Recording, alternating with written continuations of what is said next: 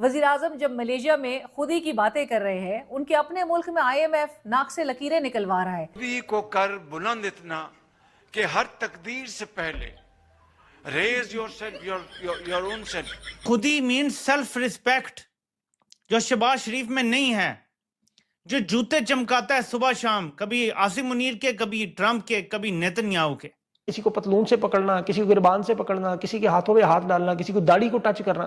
मुझे खतरा है ये किसी ने दिन किसी सदर या वज़ीर आज़म को फ्रेंच किस ना कर दें शहबाज शरीफ। To such an height through these interventions, not through arrogance, not through ego. ना इसको कोई आदाब है, ना इसको कोई समझ है। ये उस बंदे की तरफ कह रहा है not through arrogance, not through this. उसकी तरफ देखो भाई, वो कह रहे हैं मुझे क्या, मुझे एरोगेंट कह रहा है। ये क्या बात हो रही है भाई? आज जो अल्लामा इकबाल के शेर का इसने सत्यानाश किया, अल्लामा इकबाल के खानदान को चाहिए इस पे हद तक इज्जत का केस करें। नमस्कार, जय हिंद। आज की लेटेस्ट खबर के बारे में हम बात करते हैं। पाकिस्तान का प्रधानमंत्री कहीं जाए और अपनी फजीहत और बेइज्जती करवा करके ना आए, ऐसा तो हो ही नहीं सकता। जैसा कि मैंने एक वीडियो डाली, उसमें बताया कि मलेशिया के प्रधानमंत्री ने इनका कोई वेलकम नहीं किया था, शहबाज शरीफ का, मलेशिया के अंदर। लेकिन इन्होंने ट्वीट करके ये बोला। अब दूसरी ये बड़ी बेइज्जती वहाँ पे ये करवा रहे हैं, वहाँ पे उर्दू में शेर बता रहे हैं और उसको ट्रांसलेट कर रहे हैं इंग्लिश में, और वो भी इंग्लिश ऐसी, वो तो आपने देख ही लिया होगा इंट्रो में किस तरह से टूटी फूटी इंग्लिश में ये एक्सप्लेन कर रहे हैं। और उसमें भी एक्शंस ऐसे कर रहे हैं, मलेशिया के प्रधानमंत्री को लगे कि उनको एरोगेंट ये बोल रहे हैं। मतलब हद होती है यार, जब आता नहीं तो फिर आप ऐसी बातें और बड़े बड़े बयान और बड़े बड़े चीज़ें ये करने के लिए क्यों दिखाते हो, तो शो ऑफ क्यों करते हो। वहीं पाकिस्तानी आवाम का इसको देख करके रिएक्शन, अगर हम मलेशिया के प्रधानमंत्री, अगर हम वहाँ प्रेजेंट होते तो हम तो इसके ऊपर चप्पलों की बरसात, हाथ पैर सब चला चुके होते। जिस तरह से ये बातें कर रहा है, जिस तरह से ये एक्सप्लेन कर रहा है, जिस तरह से ये इंग्लिश बोल रहा है। नाज़रीन, अक़वाम मुत्तहिदा के अंदर तकरीर करते हैं और उसके बाद ये कहते हैं वहां पर अक़वाम मुत्तहिदा 193 मुल्क आए हुए हैं और वहां पर शहबाज शरीफ साहब कहते हैं कि we will blood and we will sweat and we will progress. Who cares? Shahbaz साहब को कोई समझाता क्यों नहीं कि भाई किसी को घंटा फर्क पड़ता है ये जो बातें कर रहे हैं, ये जो खुदी का फलसफा जाकर अब दुनिया भर को समझा रहे हैं। दुनिया इससे आगे निकल गई है, दुनिया इस चीज को देखकर समझकर प्रोग्रेस कर गई है, दुनिया इवॉल्व कर गई है। ये जो कुछ आप आज आप यहां पर बता रहे हैं, ये मर गए वो लोग जो ये बातें सुनते थे। अब शहबाज शरीफ साहब को बनता शाही प्रोटोकॉल ही है, उनको देना चाहिए शाही प्रोटोकॉल। मुझे नहीं पता कि शाही प्रोटोकॉल है या नहीं है, लेकिन बनता उनका शाही प्रोटोकॉल है। क्या किसी जमहूरी मुल्क का रहनुमा, जिस जमहूरी मुल्क के अंदर 45% बच्चे गजाई किल्लत का शिकार हों, जिस मुल्क के अंदर तकरीबन आधी आबादी वर्ल्ड बैंक की रिपोर्ट के मुताबिक गुर्बत का शिकार हो चुकी हो, 2 वक्त की रोटी के लोगों को लाले पड़े हों, क्या उस मुल्क का कोई जमहूरी इलेक्टेड रहनुमा ये सोच सकता है कि वो जहाज उठाए तो सऊदी अरब चला जाए, सऊदी अरब से सरकारी जहाज उठाए तो बरतानिया चला जाए, बरतानिया से जहाज उठाए तो अमेरिका चला जाए, फिर भी रे वापिस आए, दोबारा सरकारी जहाज उठाया और मलेशिया चले गए? तो भाई इनका शाही प्रोटोकॉल ही बनता है। जमहूरी लीडर तो कोई ऐसा नहीं कर सकता। ये तो वाकई कोई बादशाह सलामत हो, उन्हीं का ये रवैया हो सकता है कि लोग तनकीद करते रहे, जो मर्जी करते रहे, हमें कोई परवाह नहीं है, हमने वही करना है जो हमारे दिल के अंदर है। वहां पर खड़े होकर शहबाज शरीफ साहब बात कर रहे हैं और शहबाज शरीफ साहब वो नाज़रीन जो सारी दुनिया से मांगते हैं। पहले इनके बड़े भाई मांगते रहे, नवाज शरीफ साहब पूरी दुनिया से जाकर नाज़रीन भीख मांगते हैं। इतना मांगा इन्होंने, इतना मांगा कि दुनिया में अगर भिखारियों की लिस्ट बने, ये 2-3 भाई टॉप पर आता है।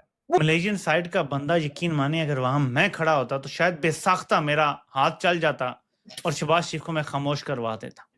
लिहाजा आप जाकर खुदी का जो मतलब समझा रहे हैं, यू लुक फनी, आप मजाहिया लगते हैं, आप शुगली लगते हैं, इसके अलावा आप कुछ भी नहीं। आप एक शुगली के तौर पर आप वहां पर खड़े हैं एंड दैट्स वेरी अनफॉर्चुनेट कि आप पाकिस्तान का मजाक बनवा रहे हैं। इन्होंने अभी बयानिया बनाया कि मजबूत दिफा जो है बड़ा जरूरी है, मईशत इतनी जरूरी नहीं।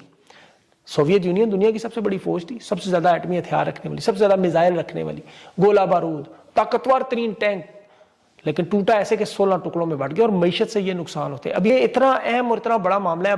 अब सोचते होंगे कि अगर ये सब कुछ भी है, फिर IMF के बयानात क्यों आ रहे हैं? अब असासे बेचने, किराए की बंदूक बनने, इसराइल को तस्लीम करने के अलावा और तो कोई रास्ता नहीं है। आज जो अल्लामा इकबाल के शेर का इसने सत्यानाश किया, अल्लामा इकबाल के खानदान को चाहिए इस पे हद तक इज्जत का केस करें। वो भोंडी अदाकारी कि वो मलेशिया का सदर देख रहा है, मुंह पे हाथ रखूंगे, गर्दन पे रखूं, उसका बस नहीं बेचारे का चल रहा था। ना इसको कोई आदाब है, ना इसको कोई समझ है। ये उस बंदे की तरफ कह रहा है not through arrogance, not through this. उसकी तरफ देखो भाई, वो कह रहे हैं मुझे क्या, मुझे एरोगेंट कह रहा है। ये क्या बात हो रही है भाई? तू शेर सुना रहा है अगर अपनी दानिश जाहिर करने के लिए, तो उसको उसी जुबान में रहने दे भाई। कभी नेतन्याहू के और खुद ही पर शेर पढ़, यार ये शख्स खुद ही पर शेर पढ़ रहा। ऑपोजिशन कह रही है कि मुल्क में जब कानून की हुक्मरानी कमजोर हो तो सरमायाकार दूर रहेंगे। क्या हमारी पॉलिसी, सिक्योरिटी हालात, माशी और सियासी अदम इस्तेहकाम और अदालती बहरान क्या वाकई सरमायाकारों को भगा रहे हैं? जो मुल्क में एग्जिस्टिंग, मतलब नए इन्वेस्टर्स तो बहुत दूर की बात मुल्क में लेकर आना, जो एग्जिस्टिंग इन्वेस्टर्स है जो कि ऑलरेडी वो जो रेड टेपिज्म है, लिटिगेशंस वगैरह से बहुत ज्यादा परेशान होते हैं, हमें अदालती बहरान नजर आ रहा है। आपकी सोच है कि आप इन हालात में मुल्क में इन्वेस्टर्स लेकर आ सकेंगे?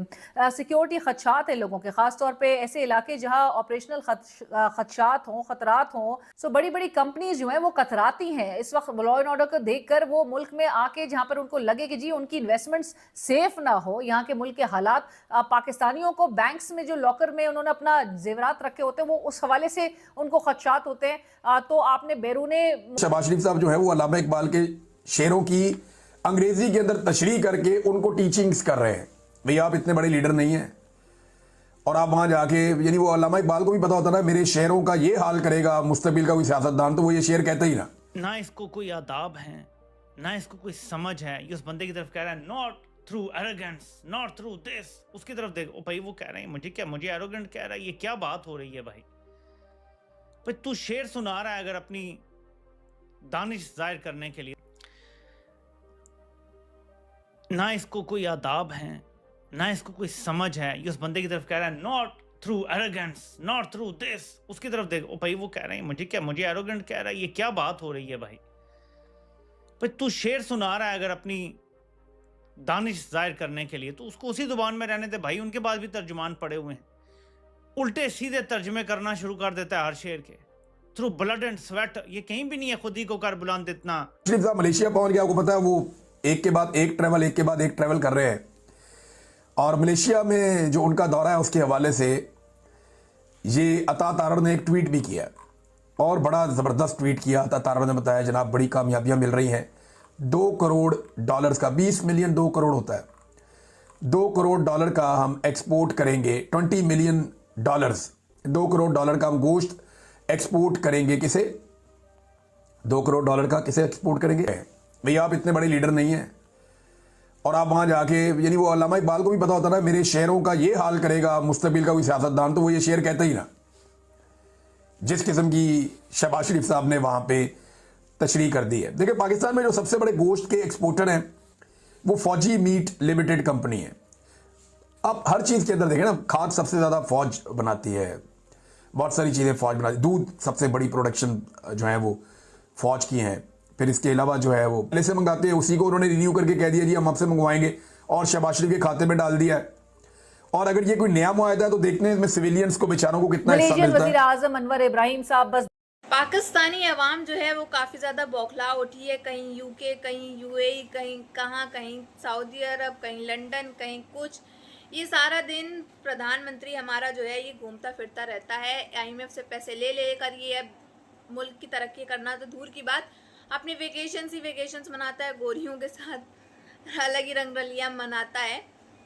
ऐसा उनकी अवाम का कहना है, ऐसा मैं नहीं कह रही, ऐसा उनकी अवाम का कहना है। और अवाम का ये भी कहना है कि अगर हम मलेशिया के प्रधानमंत्री की जगह वहाँ पे होते प्रेजेंट टाइम में, हम तो इसके ऊपर जो है जूते, चप्पल, टमाटर, अंडे सब फोड़ चुके होते, इसका भरता बना करके रख देते। ऐसा पाकिस्तानी अवाम का कहना है कि जिस तरह से वो टूटी फूटी इंग्लिश में और उर्दू को पहली बात तो इंग्लिश में ट्रांसलेट कर रहा है, तो बड़ी शर्म की बात है। कैसे उर्दू को इंग्लिश में ट्रांसलेट कर रहा है और इंग्लिश भी ऐसी वो कोई समझ ना पाए। अलग ही अलग इंग्लिश जो है आज तक किसी ने देखी नहीं होगी, सुनी नहीं होगी। ऐसी इंग्लिश जो है ये दो लोगों को समझा रहा है वहाँ पे। इसी को खुद समझ आ जाए अगर इससे पूछा जाए कि आपने अभी 1 मिनट पहले कौन सा वर्ड और कैसी लाइन बोली, वो ये खुद एक्सप्लेन नहीं कर पाए। इस तरह की तो इंग्लिश उसने वहाँ पे बोली है। वहीं अब गए हैं ऑब्वियसली कोई ना कोई डील तो करके ही आएंगे, कोई ना कोई भीख का कटोरा लेकर के गए हैं तो थोड़ा तो चंदा और भीख तो लेकर के वापस आएंगे ना, क्योंकि पाकिस्तान में वैसे ही तंगी है, कहीं कोई हमला कर रहा है, कहीं कोई हमला कर रहा है। ये कहीं भी जाते हैं तो दे दो भाई कुछ तो दे दो, $1 बिलियन ही दे दो, $1 ही दे दो, कुछ तो दे दो हमको, बिना लिए तो ये जाते नहीं हैं।